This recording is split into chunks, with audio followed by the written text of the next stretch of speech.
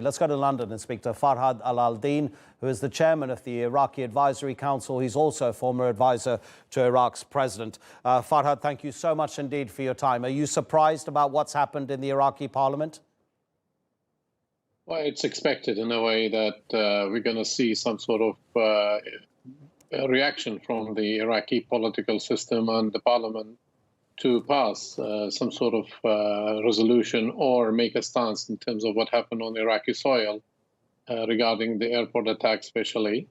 So it is expected. However, this is not a binding order to the government. Iraqi parliament, if it has passed a law, that would have been different. However, a decision, what's called parliamentary decision, is not binding to the government. And the government itself has called for making preparations to remove the U.S. troops. And such preparation will take a long time.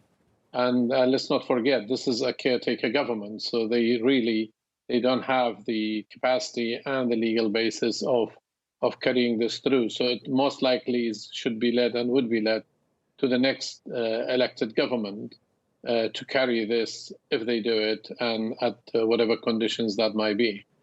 But just given the fact that the majority of parliamentarians have actually voted in favour of the resolution, does that now not mean that the decision is taken for the subsequent government after Abdel Mahdi's successor is found? It's quite clear that the lawmakers have their opinion about this. It is a political statement more than anything else. It's not obligatory to the government to take the action. There has been many parliamentary decisions before taken by parliament with much bigger majority, and the government has chosen to ignore it. So the system works this way. This is legally not binding to the government. And let's not forget that the two major components of the Iraqi system wasn't present at the meeting, at the session, namely the Kurds and the Sunnis. Only two Sunni parliamentarians and absolutely no Kurd, apart from the deputy speaker, was present at the session. So such a decision is strategic and important to Iraq and must be taken in light of other partners of Iraq. Yeah, sure, absolutely understandable if the Kurds weren't there and the Sunnis weren't there, but it's still the vote followed the procedures as laid down by Iraq's constitution. What about Iranian influence in Iraq? What's your opinion about that? How much is there, and is it too much?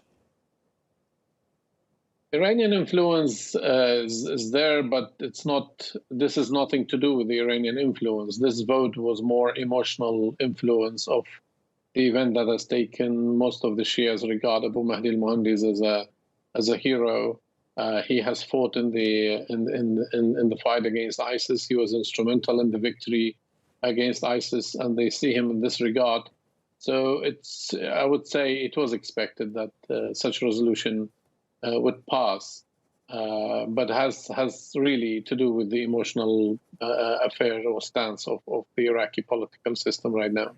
Okay, but overall, could you give us an analysis about Iranian influence in Iraq? Because it has been said that nobody can even become prime minister of Iraq without the say-so of Iran. Just in the past few days, since the killing of Qasem Soleimani, there have been some analyses coming out of the United States that actually Iran's bearing on Iraqi lawmakers has made those Iraqi lawmakers pass decisions that have stopped the Americans from taking the fight to Daesh where the Americans want to. In other words, some airspace has been denied to them, or they haven't been allowed to go to certain parts of the country where they would like to fight Daesh.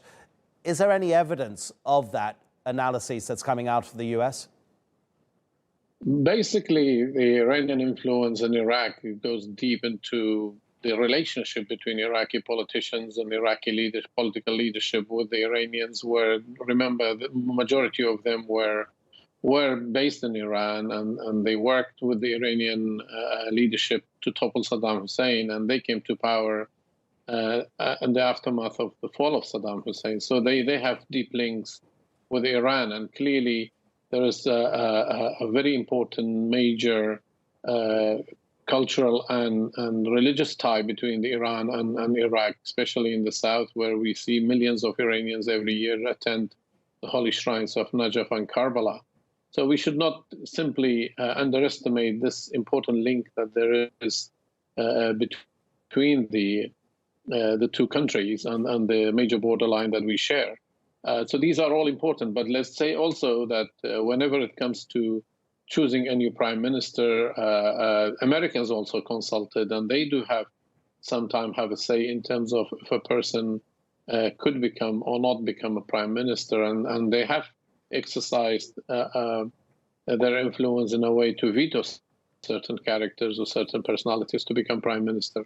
So it is Iraq has a relationship with both, and they both work to advance their interest, and we shouldn't be surprised if Iran does that too, as much as the United States does it in the past. From the American point of view, given what's just happened in Parliament and this request that all foreign troops be told to leave the country, whether it happens or not, do you think the Americans, and it's been shown that they've made a serious miscalculation in killing Qasem Soleimani and, of course, that Iraqi commander that is seen, you've said, as a hero in Iraq? We shall see what the Americans make of this decision and their reaction to it. It's too early to say anything. I'm sure their diplomatic mission, and they will be talking to the Iraqi government on the highest level and interpret this decision as what is the next course of action. I cannot see them packing tomorrow and leave. There is a lot more at stake, and the Americans have made this decision of the attack, I'm sure, based on their own calculations. I don't believe that they have made any regard to what Iraq might have wanted, because otherwise they would have not taken that decision. The Iraqis have feared for a long time that Iraq should not become an arena for the Iran-US conflict. And most of the Iraqi politicians and the Iraqi elite have called for both sides to put Iraq aside and make sure they don't pull Iraq into this conflict, because Iraq doesn't have the stance and doesn't have the base and the strength to take sides with either of them. And best if they left Iraq on its own. But unfortunately, it seems that each side is pulling Iraq to its side and trying to make it on its side. And the Iraqis at the end would be paying a hefty price for this conflict. The popular mobilization units, these Iranian-backed militias, they've been incorporated into the Iraqi National Army, but still many people say that they operate far too independently. If foreign troops were told to leave Iraq, would it not just be empowering those militias? And how dangerous a situation might that be if they do indeed operate without listening to direct orders or general commands from those who do give the orders to the whole of the Iraqi military?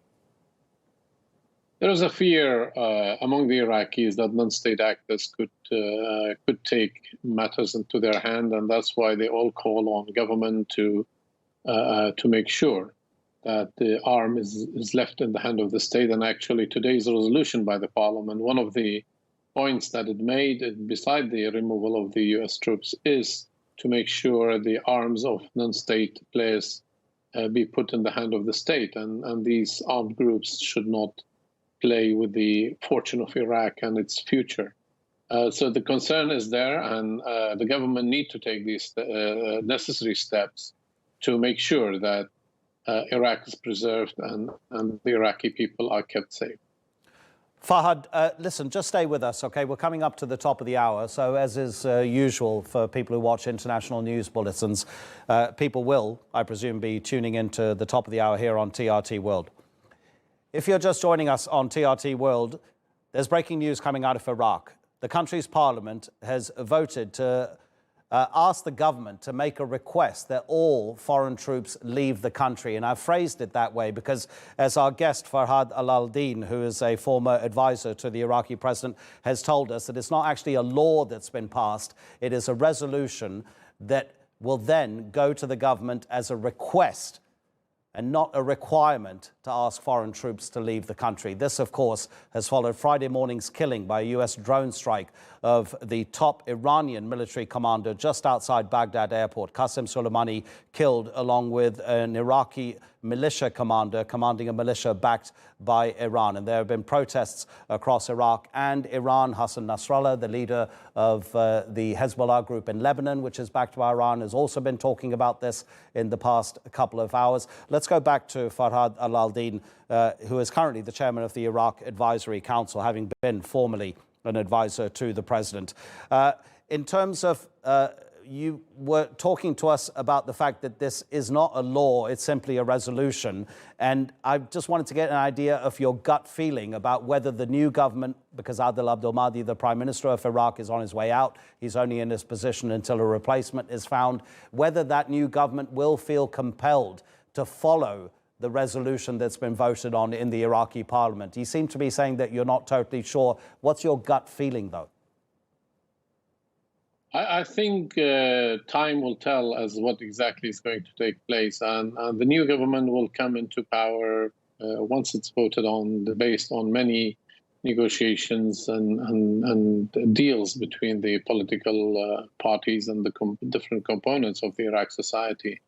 So I don't believe that they will be looking into this as their absolute top priority and follow it through in this way, because they have to evaluate the effect of removal of the coalition forces from Iraq. Everybody knows that Iraq is in a fragile state. Its security is very fragile. It doesn't have the infrastructure or the means of defending itself from any outside aggression. And we have seen many times that this could happen. So it is vital for Iraq to be able to stand alone if need to be.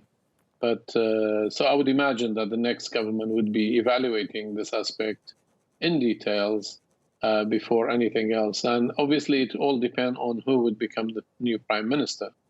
So this is also has a major impact on the matter.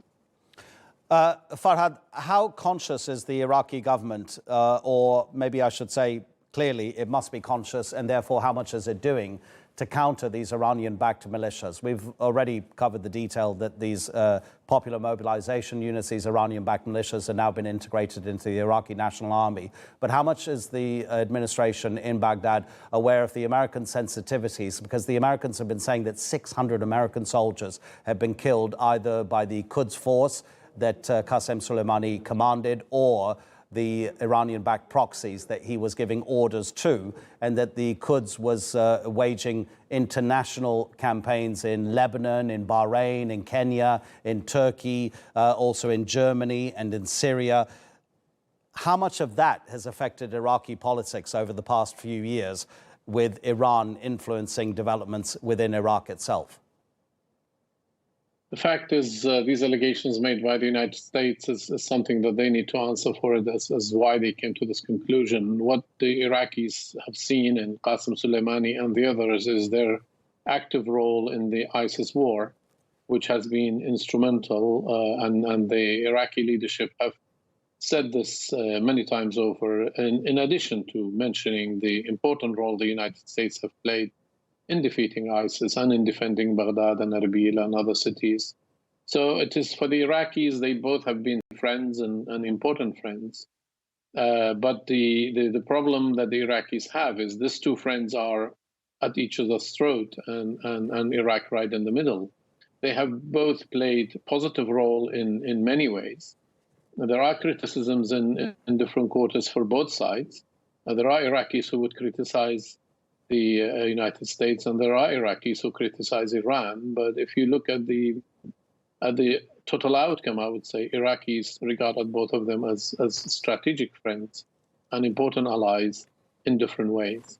And their relationship, or Iraqi relationship with these two friends, is vitally important for the long-term future of Iraq.